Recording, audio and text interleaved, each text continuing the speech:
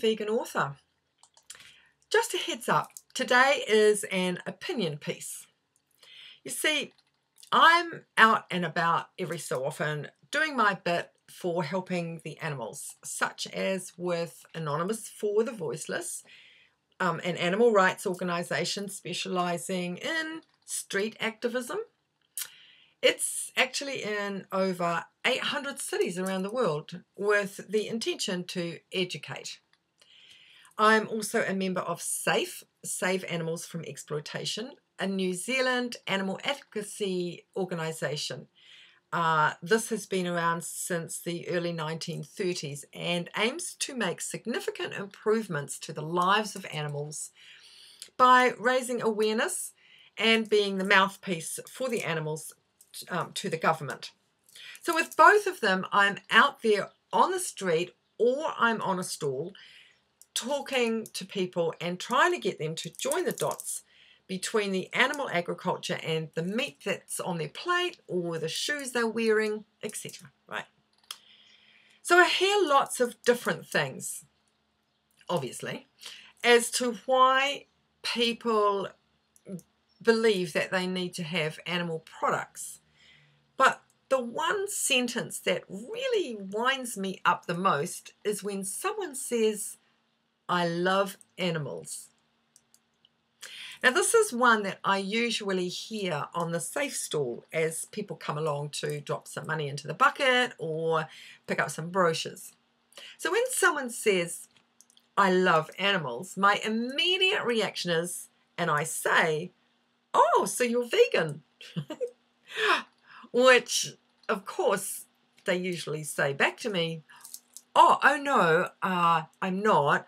But I only buy like free-range eggs and chicken, and I don't eat red meat, as if that makes it all right. It takes all my self-control to zip my lip because, quite honestly, I just want to say, if you're consuming animal products or buying animal skins or products that have been tested on animals, how can you say that you love animals? It's hypocrisy. You don't love animals. You love your dog or your cat, but you can't stand there and tell me that you love animals because you eat and exploit animals. You invest money into the animal agriculture industry so you can have your 5 minutes tasting pleasure. Or you continue to buy your leather handbag or your leather shoes, which, by the way, does not come as a byproduct from slaughterhouses. Animals are reared specifically for their skin, and their flesh is the byproduct. It may go to making burger patties, or it's usually quite often just dumped. And what about the feather duvet quilt or doona or whatever you want to call it, and the feather pillow?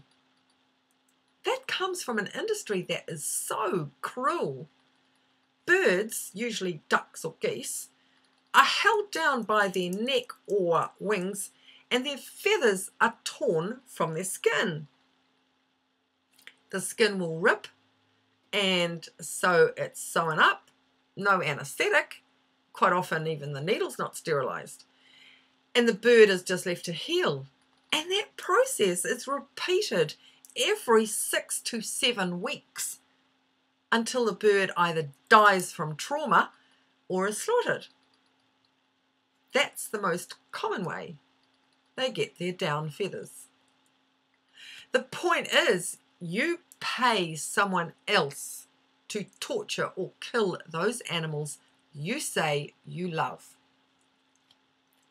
You wouldn't pay anyone to just take your dog or cat off to a slaughterhouse to have them killed. You pay a qualified vet to very gently euthanize it if it is in pain and you can't do anything to relieve that pain. And that applies to any type of pet you may have. In my opinion, you can't make a sweeping statement, "I love animals," and yet pick and choose which animals you love more. Of course, I don't say this out loud, much and all as I'd like to, Instead, I gently try to engage them in a conversation and have them more softly approach. And guess what? I don't love all animals. I'm not too fond of cockroaches or mice. Would never have a rat as a pet, and possums, I think, are just simply gross. I think some pigs are cute and others are okay, and others, like we have a pig here called a Captain Cooker, which I personally think is just downright ugly. But it doesn't mean to say I kill them or eat them or torture them. I respect animals and respect their right to live a natural life. And now before I go, here's the wee bonus fact. Did you know that the food foie gras, which is regarded as a delicacy, a really fancy pate type of food made from goose liver, and that you pay exorbitant amount of money for, actually originated in Egypt over 4,000 years ago. Now, it occurred quite naturally when the domesticated geese, the Egyptians domesticated wild geese, and these geese would gorge themselves when there was an abundance of food. This caused their liver to enlarge with fat and was very much a sought-after food. So the pharaohs and the other wealthy Egyptian consumers wanted to have foie gras all year round. So they developed the technique now known as gavage, which is force feeding the goose. Holding the goose down, shoving a tube down its throat, and pouring in the food. Wasn't too good for the goose back then, but trouble is, in this modern day, the greater the demand, the more outrageous the cruel gavage system is. And the geese know it's coming and really don't like it. That's it for today. Remember, have great food, make it whole plant-based foods, and be compassionate and respectful to all animals, including humans. Bye for now.